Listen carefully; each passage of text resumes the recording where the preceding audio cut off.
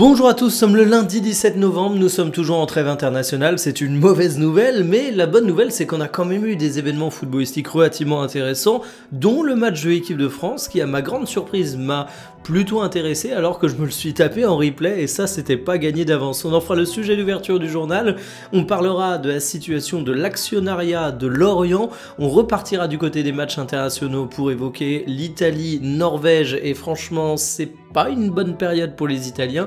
On ira du côté de l'Angleterre, pour eux ça se passe nettement mieux, et on aura une petite interrogation concernant l'avenir de N'Golo Kanté. Installez-vous confortablement et bienvenue pour le journal du jour.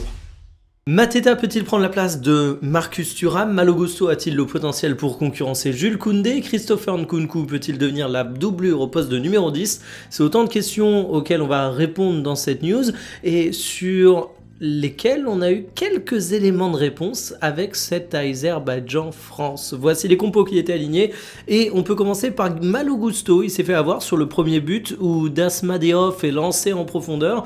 Malo Gusto il met du temps à se retourner, du coup il y a un centre et il y a un but, il est directement coupable, mais en dehors de ça, le joueur de Chelsea a fait une prestation exemplaire. Il a été hyper influent avec 105 ballons touchés, pertinent, efficace au dribble, 2 passes décisives et un apport offensif très intéressant, bref un très bon match. Pour moi, il a prouvé qu'il avait des cartes à jouer pour la concurrence avec Jules Koundé, mais il y a deux choses qui jouent en sa défaveur.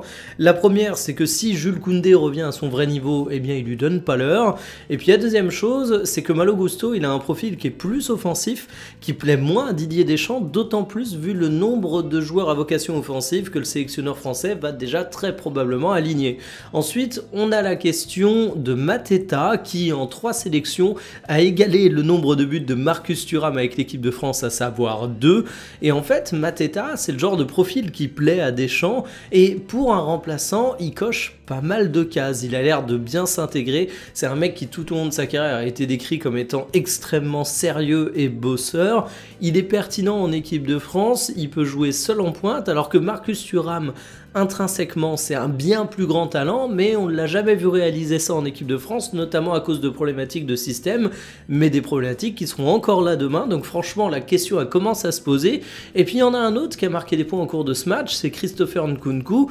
On a tendance à l'oublier, mais le talent, lui, n'oublie pas Christopher Nkunku. Et au cours de cette rencontre, on pourra regretter qu'il a beaucoup tiré sans réussir à trouver le chemin défilé, mais en dehors de ça, il a montré qu'il était capable d'être ce joueur qui a un poste de numéro 10 sera pas aussi pertinent que Cherki ou Michael Olise, mais a franchement des arguments à faire valoir. Donc un match qui a été assez intéressant et qui à mon avis va avoir quelques impacts dans la hiérarchie. Lorient sera bientôt un nouveau symbole de la multipropriété qui touche de très nombreux clubs en France et appartiendra au même groupe qui a Bournemouth et Moreirense. Alors comment ça se fait? Est-ce qu'il faut y voir une bonne ou une mauvaise nouvelle pour les Merlus? Déjà, c'est une configuration un peu différente de ce qu'on a l'habitude de voir, puisque le président du FC Lorient, à savoir Loïc Ferry, il est en place depuis 2009 et lui, il va pas bouger. C'est justement ses parts personnelles qui vont être intégrées à un groupe qui est déjà actionnaire minoritaire du club et qui possède d'autres structures sportives. Donc Loïc Ferry, il va rester en place et en fait, ce groupe qui est déjà présent depuis 2022, Black Knight Football Club, il va apporter un petit peu de solidité financière, un petit peu de mutualisation des compétences d'après la version officielle. Donc c'est pas un rachat à proprement parler, c'est pas un bousculement, t'as toujours les mêmes acteurs qui vont être en place et finalement c'est davantage une question d'appareil financier qui divergent. On peut se poser la question de l'avenir de Loïc Ferry et on peut se dire qu'en fait cette cession de ses parts au groupe c'est quelque chose qui anticipe une revente potentielle, mais on peut également se dire que Lorient est un moyen pour Loïc Ferry de prendre de l'importance dans ce groupe de multipropriété et donc que c'est un équilibre qui devrait s'inscrire de façon durable. En tout cas, il y a une chose qu'on ne peut pas contredire, c'est que la multipropriété ça devient aujourd'hui la norme. Alors on a des exemples assez frappants avec par exemple Strasbourg, mais même à des échelles moindres, même avec des clubs moins prestigieux, on le voit, il y a des projets qui se mettent en place, il y a des mutualisations qui existent, donc qu'on le veuille ou non, ça va être dur de lutter contre un truc qui est en train de devenir systématique. L'Italie s'est fait complètement humilier par la Norvège, justifiant ainsi le fait qu'au classement de leur groupe pour la qualification à la Coupe du Monde, ils soient derrière les Norvégiens. De toute façon, ce match, il ne pouvait pas avoir d'influence, à moins d'une victoire absolument abusée de l'Italie en termes de score, mais c'était complètement irréaliste. L'Italie était condamnée au barrage, sauf que là, tu te fais humilier à domicile et ça fait quand même mal. C'est un symbole de déclassement pour les Italiens qui n'ont pas une grande équipe actuellement, mais qui restent une très grande nation de foot. Voici les compos qui étaient alignés. Ça fait donc 4-1 pour la Norvège, ça se joue à San Siro, doublé d'Erling Haaland, 55 buts en 48 matchs, ça n'a absolument aucun sens. Vous prenez Messi, vous prenez Ronaldo, vous prenez Kylian Mbappé, aucun n'a un tel ratio en sélection nationale. Alors évidemment, la Norvège n'affronte pas les mêmes adversaires, évidemment, tout tourne autour d'Haaland en sélection, mais il n'empêche qu'il faut quand même complimenter le joueur de Manchester City pour ça. Et du côté de la rencontre, c'est l'Italie qui a ouvert la marque au tout début de la rencontre, donc tu pouvais te dire que ça donnait un petit peu d'espoir, pas de quoi éviter la casse-barrage encore une fois, mais au moins sauver l'honneur, sauf que au fur et à mesure du match, tu t'es rendu compte que ça s'est un petit peu renversé. En fait, j'ai trouvé qu'il y avait beaucoup d'erreurs individuelles, de pertes de balles, de tensions également du côté italien qui ont fait que finalement la Norvège, à travers des phases de transition, a réussi à inscrire beaucoup de buts en très peu de temps. Et pour moi, le symbole, c'est un peu Gattuso. Je le trouve extrêmement tendu. C'est pas un entraîneur que j'apprécie beaucoup et l'Italie mérite mieux que Gattuso à mon sens. Il a eu en plus des déclarations sur les sélections africaines et leur qualification pour la Coupe du Monde qui étaient franchement complètement à côté de la plaque quand on sait à quel point le continent africain a souvent été lésé dans les qualifications, et surtout au bout d'un moment, c'est pas à cause des sélections africaines que l'Italie est bidon. Tous les grands pays de foot en dehors de l'Italie arrivent à se qualifier, sauf que voilà, l'Italie ne rend pas honneur aux grands pays de foot qu'ils sont censés être. Actuellement, c'est bien plus compliqué. Donc je suis pressé de voir la suite, mais en tout cas une fessée totalement méritée, et c'est assez triste à dire, et le monstre Haaland n'avait aucune pitié. Qui peut s'asseoir à la table des Anglais et dire je fais une meilleure campagne de qualification à la Coupe du Monde que vous? C'est simple, absolument personne. Les Anglais sont stratosphériques. Sur 8 matchs, ils ont gagné 8, ce qui est déjà pas mal, mais en plus 22 buts marqués, 0 but encaissé. Alors on pourra toujours me dire que leurs adversaires étaient faibles, mais des sélections faibles, toutes les équipes en affrontent, et vous avez bien vu la France face à l'Azerbaïdjan, ça n'a pas empêché de prendre un but. Les Anglais en 8 matchs, ils en ont pris aucun.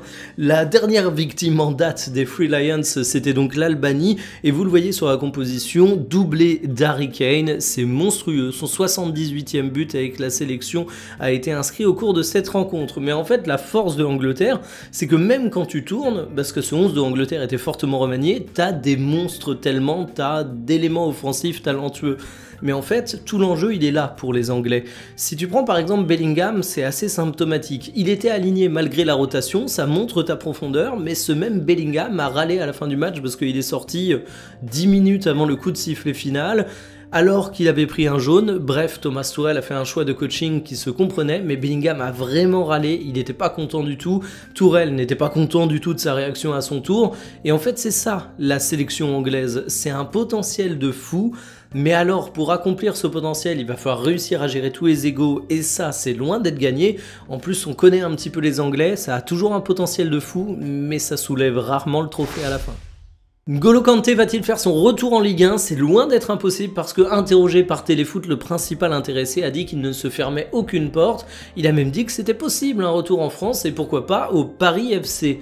Alors c'est déjà la réponse d'un joueur intelligent parce que quand t'es pas trop bête dans le football, tu fermes jamais définitivement une porte, même quand tu la considères pas du tout, mais tu sais jamais comment les choses peuvent tourner.